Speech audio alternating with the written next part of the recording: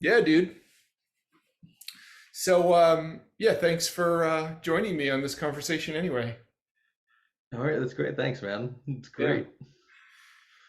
So, How long has it been since we talked on the phone the last couple of weeks and stuff like that? How long has it been since we've actually seen each other? well, I Like 20 graduated something, high maybe? school in 1996. And 96. I were was you the same 98. year as me? You were I 98. was 98. 98. So it's My been, God. well, since I've seen you, it's been 26 years. Is that right? Did I do Yeah, the math correctly? Yes. I think so. I think so. That's So wacky. Yeah, 26 years, dude. egad. But that's why I thought I would bring this guitar because this is literally the guitar that I've had since 1992. That is incredible. That is This may not be incredible. my oldest guitar because I have a Yamaha SA 2100, which is basically a 335 that I Huh. obtained later, but maybe older. But I think Oh, all so the like other you got it guitars are used or newer. something, or What's that? you got it like used or something, you mean, or interesting. I did. I bought it from a friend in college. Got it. Yeah. Interesting. That's So oh I've my had this goodness. guitar since high school, and I can show you something actually kind of funky. Where Yeah, yeah. this thing right here, this little notch right here, Oh, you I got a little battle scar there. yeah, this was I had just bought the guitar from a shop on on Flatbush Avenue. Hmm. I can't remember what it's called. So, I mean, it's no longer there. It Sam was a Ash shop down on there. Flatbush Avenue around that time, in the early 90s, mid 90s. Yeah, it was a great Sam Ash there for a while. Yeah. Well, there is still a Sam Ash on Flatbush. Oh crap. Oh, I thought it was It's still gone. there. It's the one that was further down. There was a one that was there was another guitar shop that was further down. Bought this guitar. I had it in school. I had it at Edward R. Murrow. I was carrying it in front of me up the stairs. It was basically brand new in a gig bag, and I fell Mhm. down on those like Oh no. hard. I fell down right then, and this was like the first ding Oh no. that I got. So this was like it was basically brand new, and I dinged it. Um, That's but but yes, that's all right. It gives the ding like a flair of nostalgia to it there. yeah. But if you look, I mean, there's some checking and stuff. You probably, I mean, this is not the best lighting anyway, but it still looks No, decent awesome color for. though. It's got this. It's almost got like a color changing thing to it, depending on the light. It's between like a I blue think and a that's blue an green. optical illusion. Nice. I think it's an optical illusion. Ooh. But yeah, G&L Legacy. So Very yeah, I cool. thought it'd be kind of funky to like bring this on our maiden voyage. So I always knew. So you go by Sean David now? Yeah, at least like on Facebook and stuff. So Okay. So for Sean, for my some name's Keith. reason. I don't know people if so people are watching this theoretically people are watching this show. My name's Keith. This is Sean. Um, Yeah, we went that way. well, you know what's funny is that I was doing one of these with my friend Dan, and I Mhm. pointed this way, but the when it after the recording was done, the Posted shifted. machine flipped it, and I was actually pointing the wrong way. I was like, "Holy, how did that happen?" This is So my friend off screen right yeah. there. so That's we're awesome. just gonna so this is like the maiden voyage, and we're just going to talk about guitars once in a while. That's the plan. And actually, so you know, I'm so informal about these things that a lot of times I just say, okay, you know, we're going to make a plan about what we're going to talk about. You know, sometimes I do that. But anyway, what I thought was okay. So I told you about my guitar. So what's up with your guitar? That's a Carvin, right? Is it a Kiesel Yeah, Carvin or is it a carbon Kiesel, Carvin? yeah. Kiesel. So they did the switch over 7 years ago, something like that. I think it was when they started. Now it's full Kiesel. I became I got my first Carvin in either 98 or 99. Um, and then like another like a seven string or so a few years later than that. And then like, but it was the older company and the sort of rounded body size. It didn't like I really enjoyed it, but it didn't like really set me on fire just yet. So I went through like an Ibanez phase or like a couple of RGs and things like that. Had like there was the like that weird black distressed like Steve Vai signature thing with the breed pickups for a while. Um, and then for mid 2000s, late 2000s or so, um, sort of went back to carbon Kiesel and I think got a couple there. And I've been entirely hooked since, which is Really? like so it's because I've been able to sort of build my sort of dream guitars from from scratch and like design them the way that I want them to be. Um, and Did you I've gotten a design that little one you're holding?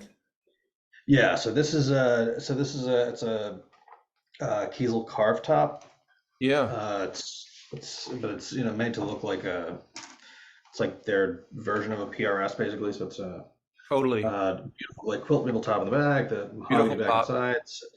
I can get it chambered, so it's not quite as so heavy and It all. is chambered? Uh, yeah, Nice. I get almost all the things chambered now, which is that's how I got like a couple of the Les Paul looking ones over my shoulders there. Yeah.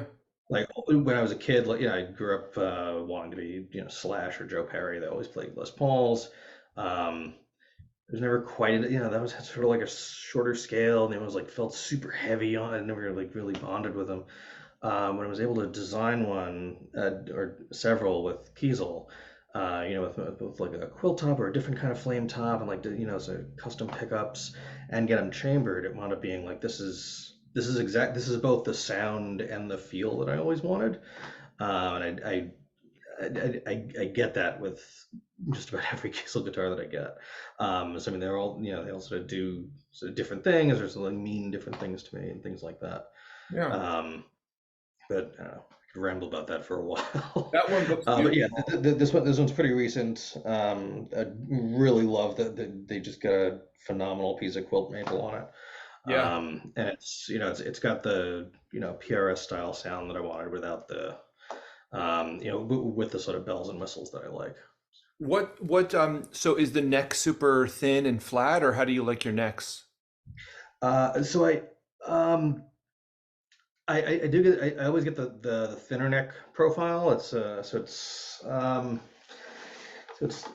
definitely thinner than say like a Fender or a Gibson, but not quite as thin as say like your Ibanez Wizard necks or anything like that. Yeah. I think the Wizards are 16 and this is like 18 or 19 or something like the Yeah. millimeters or something like Yeah. that. It's still hefty and it's still super comfortable, but not quite as like thinner. I don't want to say flimsy side, but there's a little more to them, so you feel a little more secure in them. But you're not you're not sort of getting the thumb cramp you get from like a super like D-shaped thing. Hmm. Um, and it winds up it's one of the things that contributes for me at least to like the feel of each guitar, feeling like there's a there's a big like emotional component to it too. You pick up a guitar that you love. When you first play it, sometimes for me at least, in the first 5 or 10 minutes, if this is me or not.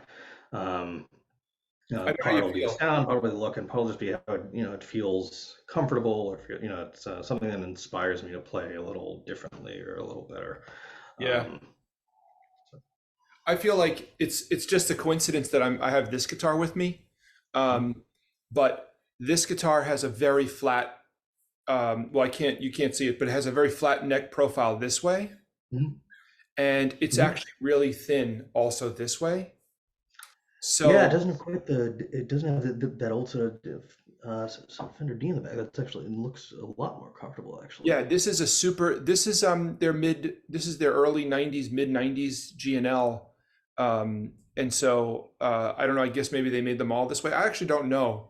And this is one of the things I really never focused so much on the specs of the guitar. And in fact, the story of me buying this one was that I wanted an ASAT, which is basically a telly. I wanted a Sunburst telly. Huh. And my parents ordered me a Sunburst. It was a gift. They ordered me the Huh. Sunburst telly. And we went back to the store month after month. It was like week after week after week until months had gone by. And they were just like stringing us along. I don't think they even were going to order it or they hadn't ordered it. And they gave us a story every time I went back to Oh pick up the no. guitar. So I eventually got so fed up that I just saw this one on the wall and I Huh. just said, you know what? I'll just take that one. And I, so the reason I bring it up is because um, the neck profile, I think I just lucked out with a very, very Mhm. comfortable neck profile. And when I pick up this guitar, like you talk about the emotional component of playing the guitar, I have a lot of different, I actually am sort of like I'm sort of like a bit of a whore for different guitars. I have a bunch of guitars. They're all like, I have some really nice ones and I have a bunch of really cheap ones just because I love just having a bunch of guitars. Mhm. But when I play this one feels like home to me because it's just so comfortable. It's so familiar. And it's just because I think I spent so many of my formative years playing it, you know, Yeah. that it just, no guitar will ever feel as comfortable as this one to me. And truly none do. There's only one that comes close, and the one I was just telling you, the Yamaha SA2100. I played this one in high school and then a couple of years in college. And then the Yamaha I played in college when I was really studying a lot of music. And Mhm. so that one was also one that I shaped my playing and my physiology to in the formative years.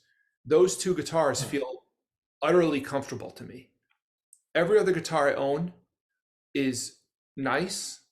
Some of them are nice, some of them are crappy, but they all don't will never feel as comfortable as those two guitars because those are the first ones I had. You know, Yeah. actually I had one other guitar that disappeared, but it was a piece of crap anyway.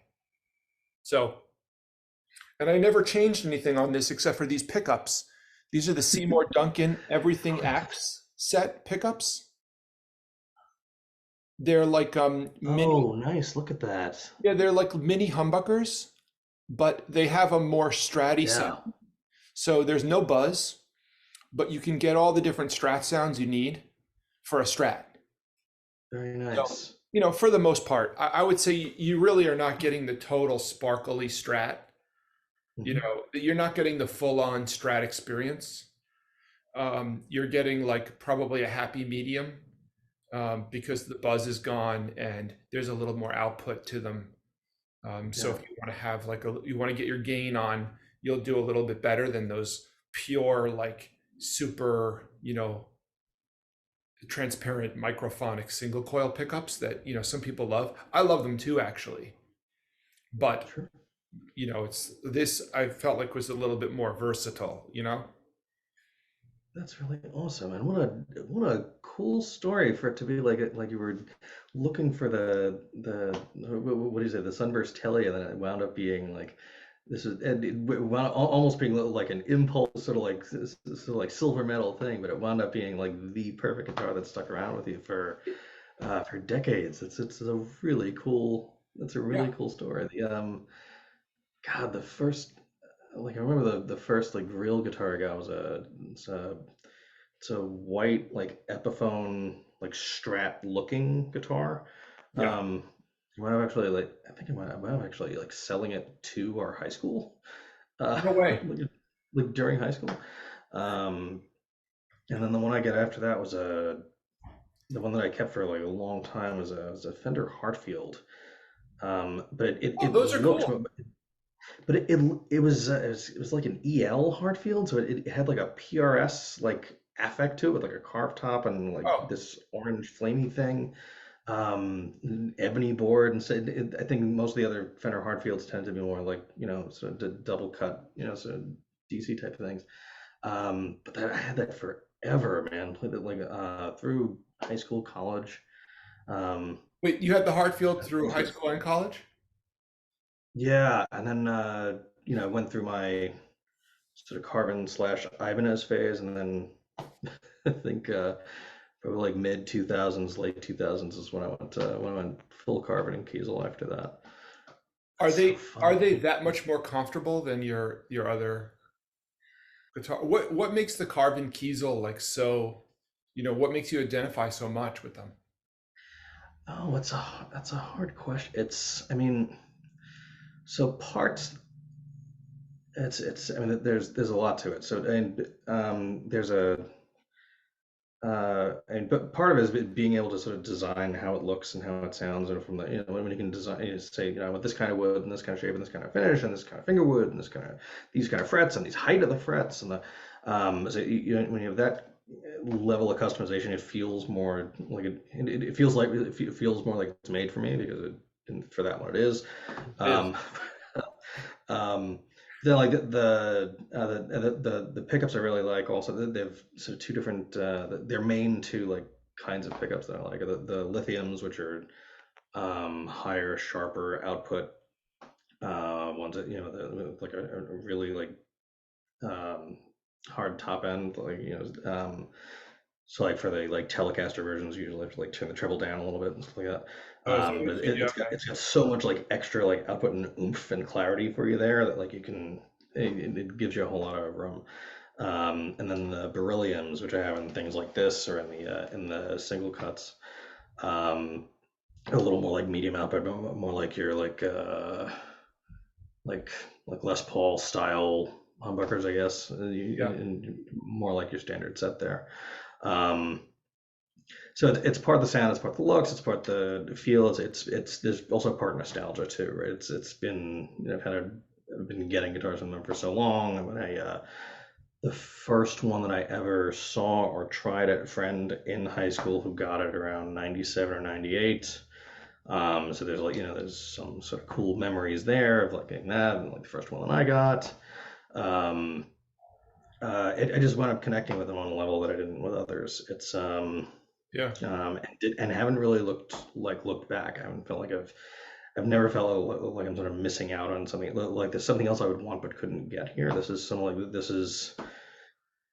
is like where I want to be and what I want to sound like and what I want the guitars to look like. So it's just wound up being a perfect fit. This is Yeah. turning into an ad for them. I'm sorry, but No, I'm not being I paid for this. I just really like them. I think it's Uh, good because I think me and you are so different in some ways about our guitar thing. Like, and I think, I feel like you are much more um, like purposeful and methodical, and you like have gone for Kiesel carving, a high quality, customized, almost like a custom shop type of thing, with a lot of your guitars, which is great. And I feel like I might be like the guitar slut, where like I don't care what, I don't care what cheap floozy, like I really I just got, I'll tell you what my last two guitars are. A Harley Benton. I have bought some like ridiculous guitars. Like I saw one on that I've never seen the brand before. The brand is Fluffy, and it's Fluffy. basically a Chet Atkins style acoustic, where it's a solid body acoustic guitar with a piezo only, no pickups, and it's like a single cut thing with a single cut out here, but then it has this big like like wing over here. I've never seen it before. I've never seen the brand before. I've Oh, searched the internet. I can't find anything like it. And somebody in Canada was selling it, and I was just like, I need this random thing. So I bought that. that It was just utterly random. Then I wanted sounds to try out. amazing. I've never owned a guitar with a working tremolo. Like I actually had this one blocked off. Yeah. I had it blocked off in high school. Oh yeah. I've never removed these blocks. That's So funny. I've never had a working tremolo on this guitar. So I used to get trems on all of them, and then like in once I started going like like the Kiesel route. And for the last, I don't know, 15 years or so, I've decided, yeah, I never use it. B it like would the tuning stability even if it's just like a slight bit would drive me crazy. So Yeah. I get everything hardtail now. I don't blame you. I mean, I actually, and there's a sonic difference, and the tuning stability is a big deal. Yeah. It's profoundly annoying, but I got one of those. Have you heard of Harley Benton? Yeah, yeah. They make like really affordable, but pretty surprisingly high quality for being so cheap. And the guitar was like 300 bucks, and it was an actual Floyd Rose, not a licensed Floyd Rose. Huh. So a Floyd Rose, like an actual Floyd Rose, like 1000 costs like 200 bucks. Yeah. The guitar had jumbo stainless steel frets. So Huh. an actual Floyd Rose locking system with jumbo stainless steel frets for Yeah. $300. That's And wacky. it was like, so I was like, oh, I'm gonna buy this thing. I'm just gonna buy it because I never had a guitar with a Floyd Rose. I bought it a bunch of years ago and I've loved it. But is it a nice guitar? Absolutely not. I mean, it's I've heard you're playing it a couple times, fine. and I think on a couple of videos, it's fantastic sounding too. And like when you say it was 300 bucks, I was like, how is that? It That's doesn't just sound, it's what a great like diamond in the rough to find too. yeah, I 'Cause, mean, I mean, because I mean, you can find, I mean, you can find like a great guitar that's lower priced, but that's sometimes harder to find. yeah. Um, I think if if you have like a great amp and you have like great technique, like you can make a less expensive or like less fancy guitar like sound great. Mhm. But to find one that's all like low price and is just like insanely great and just underpriced is fantastic. I think it's partially a bit of an audio illusion because when you hear me playing that guitar, I'm playing it through Mhm. Mandito's amplifier. Ah. So It's, the sound you're it's, hearing is not the guitar, it's that amp. that's funny. So it sounds great, but it's not the guitar is like being helped quite a bit That's from the funny. amplifier. It's not, I don't think it's the guitar because I played it for a friend of mine. He was like, dude, that sounds like shit. And I was like, oh well. I was like, well, but but even still, like even if a guitar sounds like crap, you can still you get used to it and you just make subtle changes to the way you like the way you finesse the note. Mhm.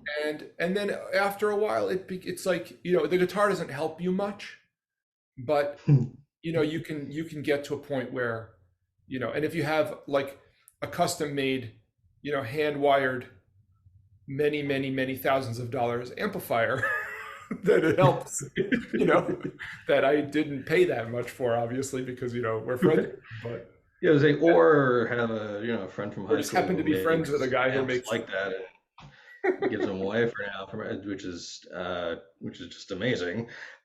So it's good. It helps a lot. It was yeah, I've been have the mics the M5.7 from Mendito up here for a while. Oh, I put out I think like 3 videos on it so far. Also, it's ridiculous. It's just to the point where like for years so my I've gravitated more to like prog rock and like heavier stuff now, but the stuff that like the stuff that I listened to that like made me want to play guitar in the first place was Guns N' Roses wanted to be Slash or Aerosmith wanted to be Joe Perry, and they always played Marshalls. So my like bucket list amp for a while was a Plexi. They came out with a 20-watt Plexi, which I now have over there on the floor. um, because I got it, loved it, and playing that like crazy every day, and then got the Mendito, and just I couldn't plug them both in at once, so I just unplugged this and put them there, and then realized when a month or two had gone by, like I hadn't missed the Plexi at all. It's like that's insane. How is that? Like how did that happen?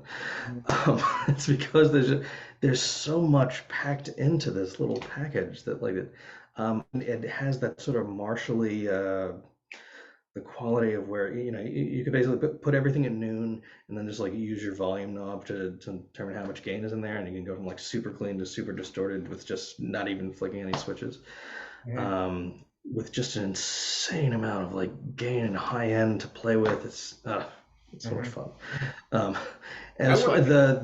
the point of reference that I wound up having for it is, when I spoke to Mike about it, he said it was, you know, he was thinking of it as sort of like a Marshall-y type, or at least that was like the kind of like stuff he had in his head, or thinking about it, or the way he would describe it.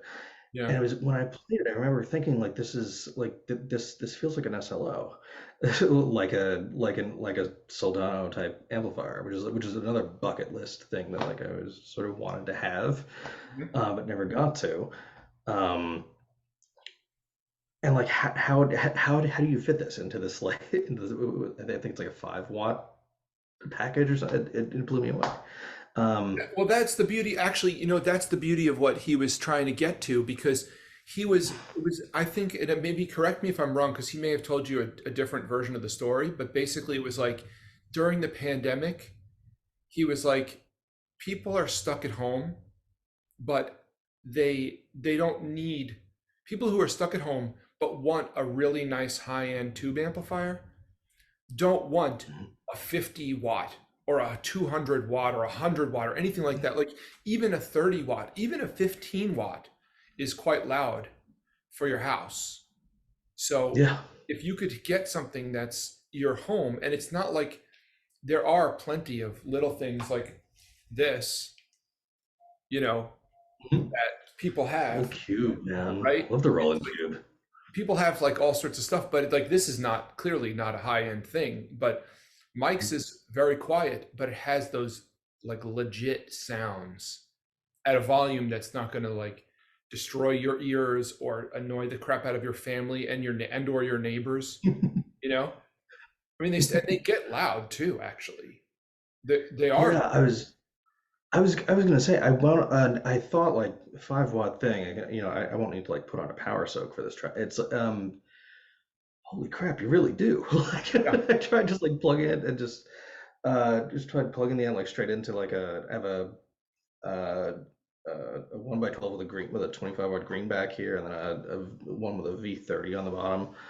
And tried it with either. I was just even a little bit just blasting like crazy. I don't know where all that power is coming from, yeah, but it was so I wound up having to use the power soak on this 5 watt amp also. yeah, But it's, oh my god, it's just really really satisfying. yeah, Um, and I mentioned the Soldano comparison too. I think that helps sort of like put it in my head for a while. So yeah, like I've been thinking about it, and I thought, yeah, I keep thinking about this amp. I keep thinking about the Soldano. Like I should, like, but it's really expensive. I'm not sure if I should do it. Like, you know, it's the economy is not doing great this year. This is probably not the time yeah, to spend a crazy amount on it. But all right, but and that went on for a while, and I was just like, I have to try it. I have to just. This is one of those things. It's gonna bother me yeah, until I experience. So I did grab it just like this yeah. week. I can see So the I can see the oh O yeah, you see the O, right? just So over I your got shoulder. There's an O. so I got the SLO 30 in the past week. Just all right, I'm just gonna get it out of my system. I'm gonna try it. It's gonna, you know, and if I don't love it, if it's not the best thing I've ever heard, I'll just set it back, and then I'll know, and I'll be set. And I have been trying really hard not to love it, Yeah, in the past few days. I've been trying it. I am failing miserably. yeah, It's the comparison is accurate. Like there's definitely like I'm definitely getting like similar vibes from the thing. Is the Sultana is just, it's just more. There's more of everything yeah, in this. Like there's more gain in the overdrive channel here than I have ever heard in an amp before. There's yeah, more like high end in the treble than I could ever possibly need. I thought like the Plexi was the most like treble sharp sounding thing I could get. yeah, No, it's this one. The mids are the presence, not the whole thing. I can, oh my god, it's crazy. yeah. um, Cool. Whereas, Is it but 40 like watts? Is that why it's ton of called knobs, ton of a 30? switches. It's that's like that annoys me a little. But the Wait, sound what? ultimately is amazing. What was it? It's so the thing that sort of irks me a little bit. It's a ton of knobs and a ton of switches, Yeah, which I tend to like smaller. So that is yeah. something where like where the 5.7 blows me away because what is it? It's five knobs in total. Yeah, And there's like concentric, you pull one out or push one in to get, the low end boost or the mid range presence thing or yeah, something. Um, it's just it's just genius to me. yeah. Um, and uh, uh, and I'm gonna have to wind up keeping this. There's no, I just can't send this back. I can't do it. Hey, listen, So- I'm not saying anything, man. This is your, I mean, I support you. I support you 100% in this.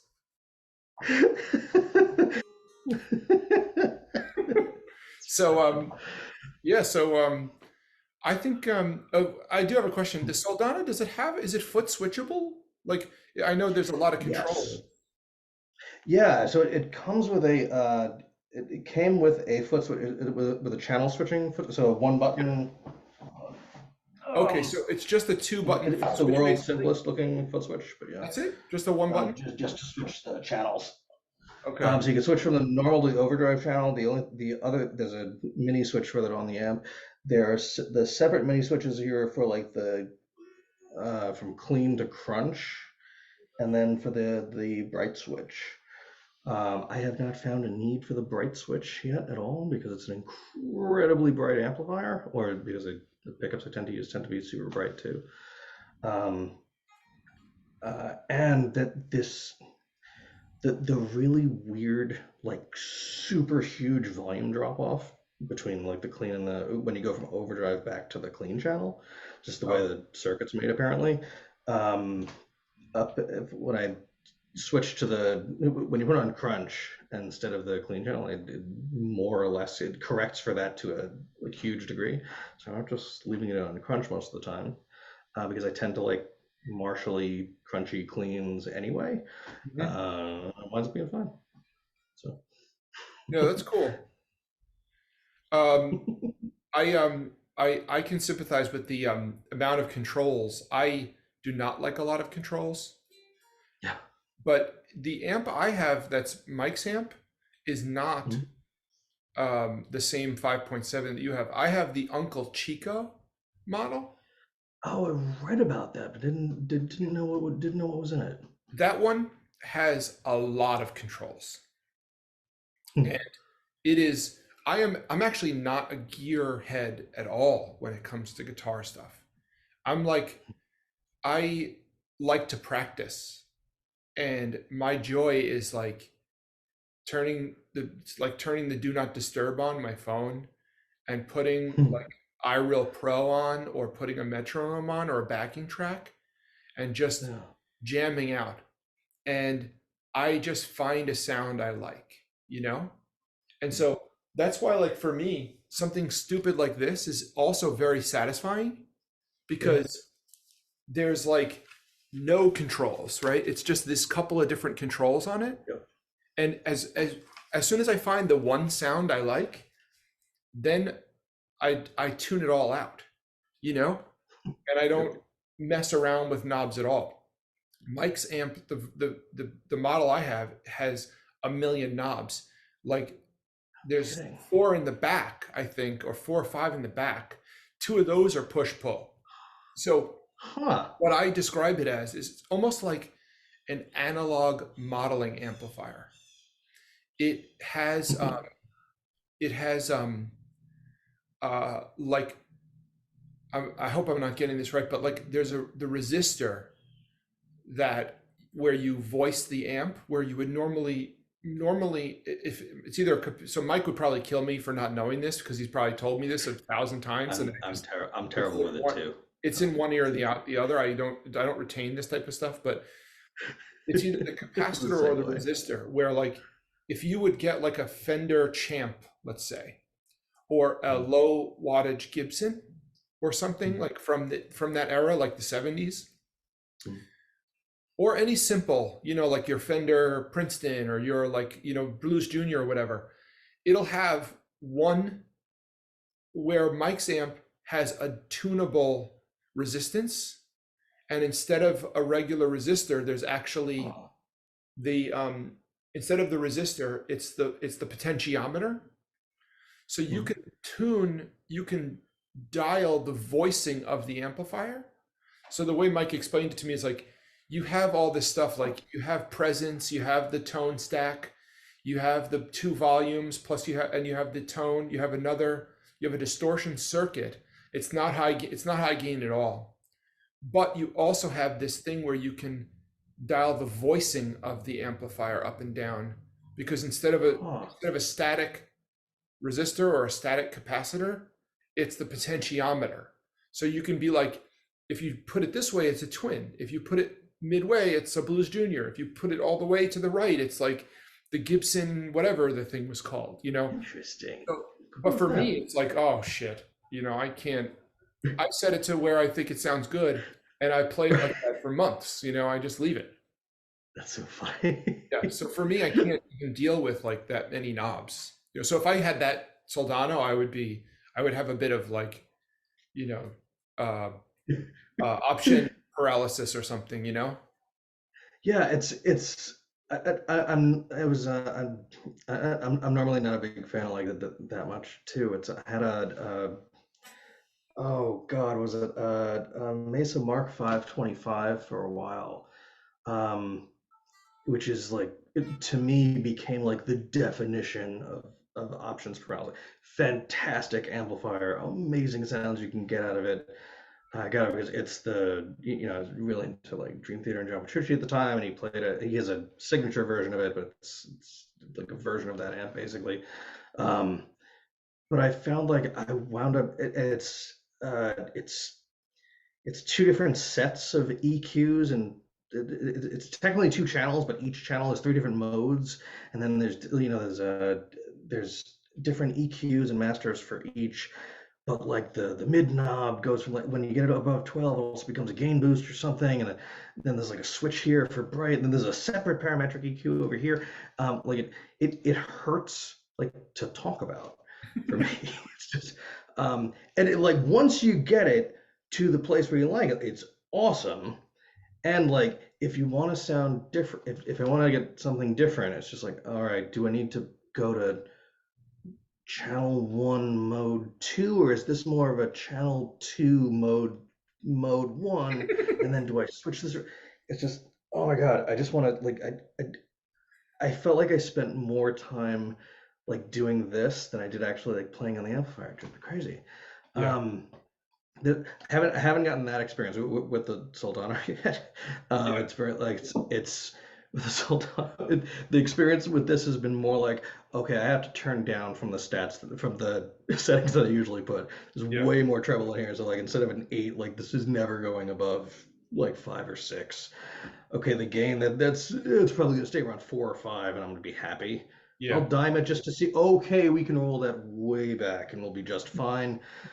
Uh, but it's not. I can't remember having an amp before where um where it felt like it gave me more than but like more in each parameter than I could want.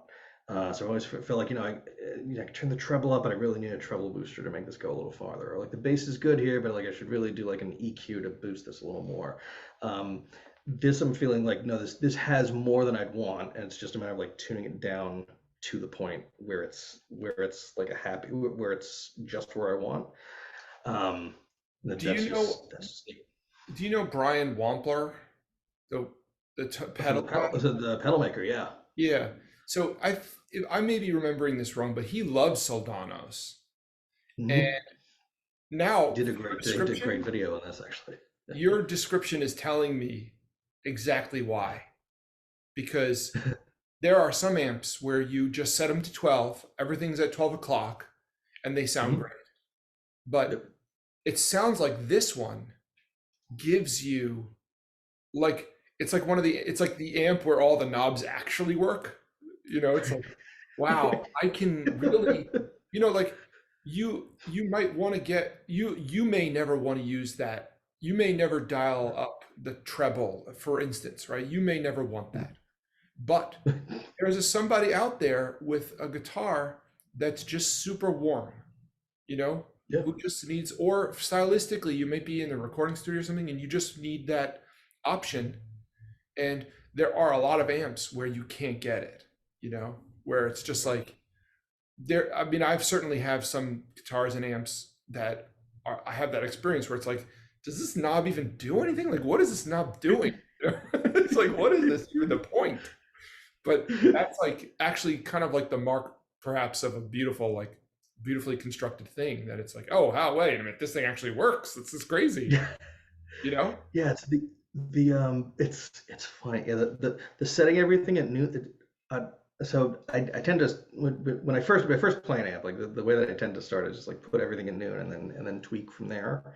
And usually like this for in my experience at least, like the sign of like a really great amp is like it sounds pretty darn good with everything at 12, and then you can fiddle around to get more of what you want.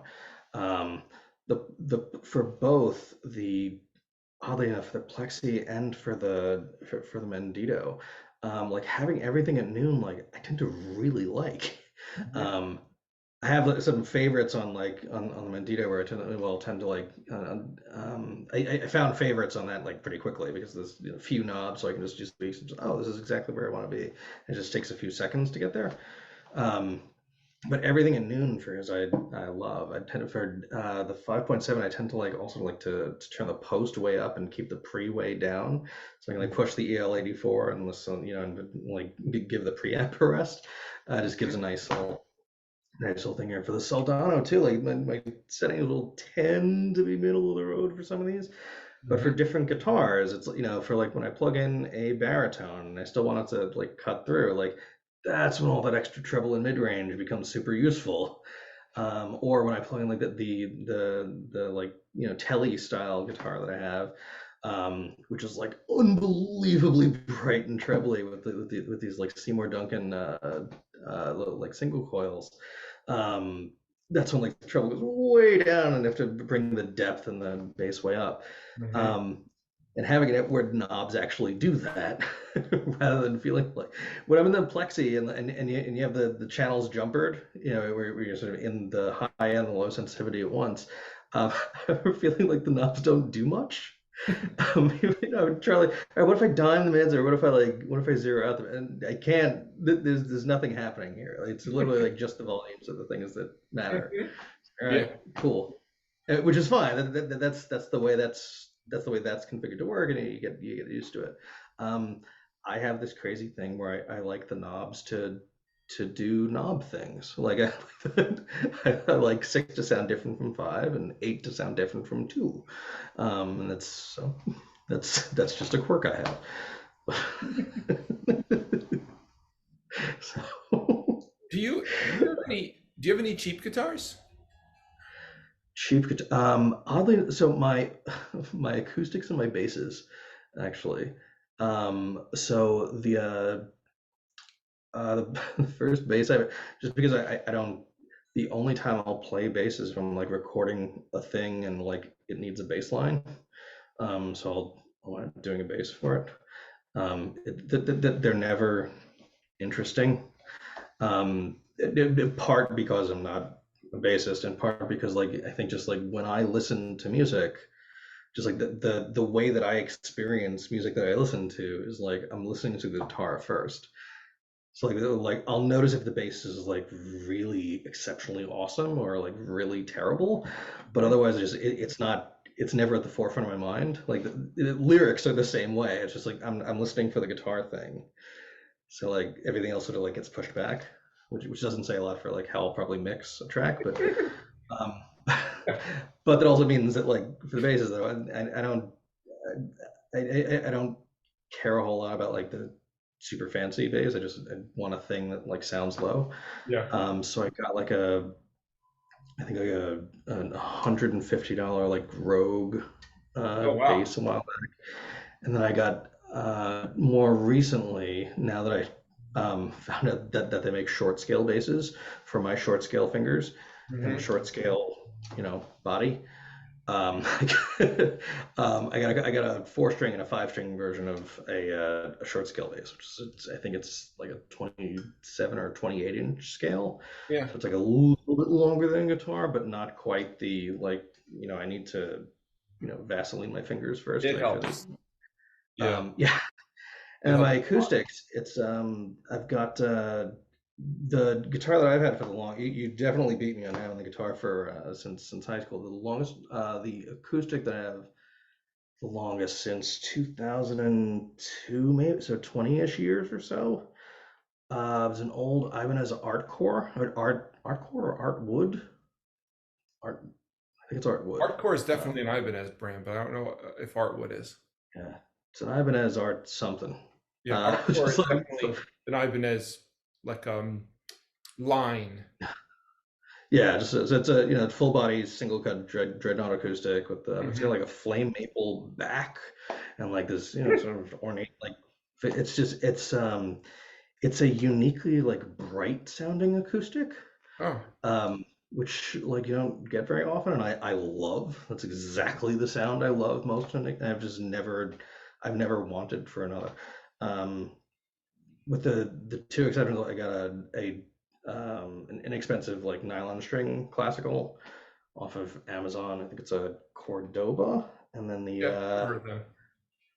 and a super shallow body Ovation. Oh, Because also like nostalgia based. That when we were in high school, a couple friends had Ovation guitars. When I did like a scholarship competition, I played one of my friends' Ovation guitars. I think my uncle had an Ovation.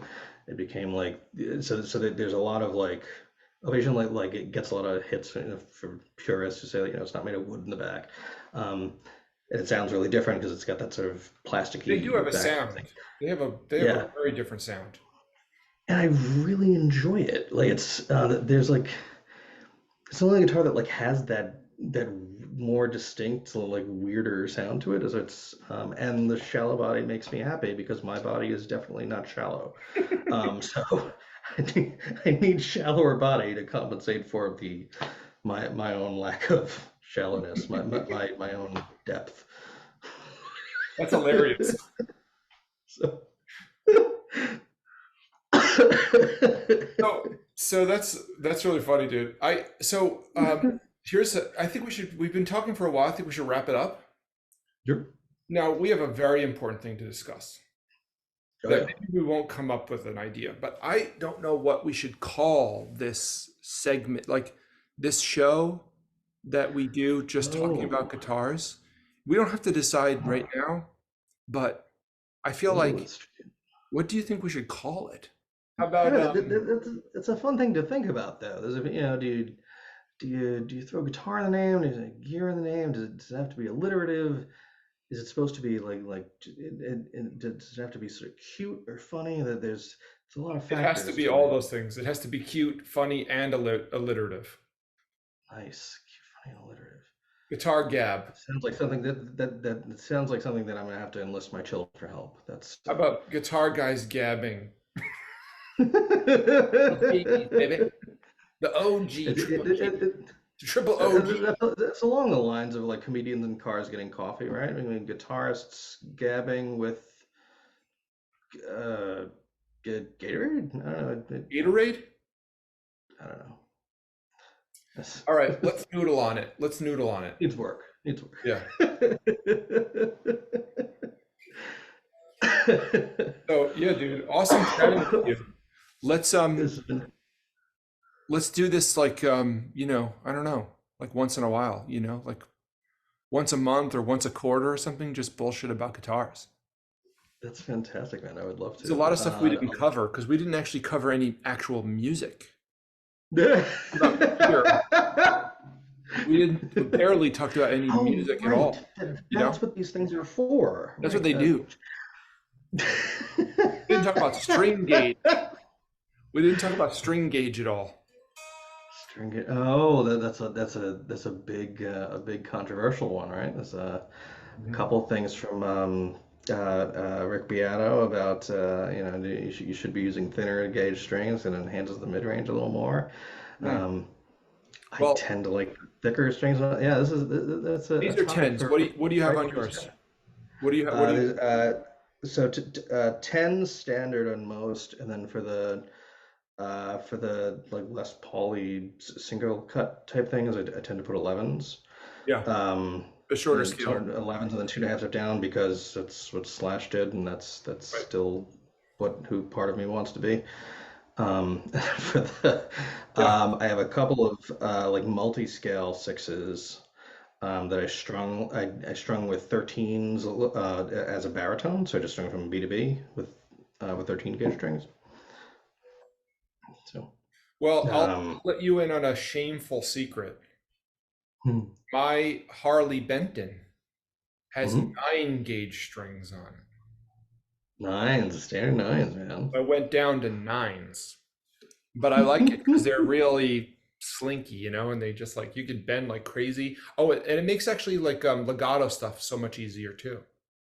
Interesting. Yeah, I have not played on nines in a long, long time. Well, I feel like I keep going. I feel like it's funny. Like as my body gets thicker, my string gauges seems to get thicker too. But yeah, that that may maybe not. Neither of those are healthy necessarily. But maybe it's all muscle, man. You got too much muscle. that's it. And is It's those all that. All yeah, that. this muscle right here is really strong. Look at that. Can bend like 3 whole steps with that right there. That's probably more the ring finger, right?